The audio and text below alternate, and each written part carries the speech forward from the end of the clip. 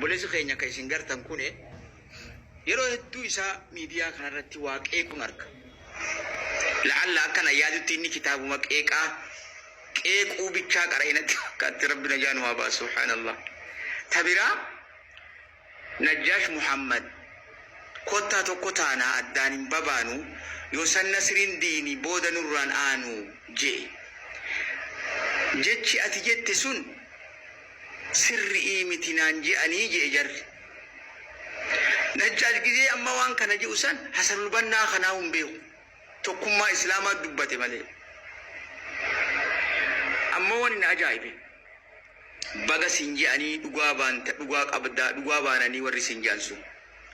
Waan ulamaan Islaamaa irratti gartee waliigaluun dhoorkaa jettee ati ammoo hin taha jettee bakka sanatti mee obboleessa kiyya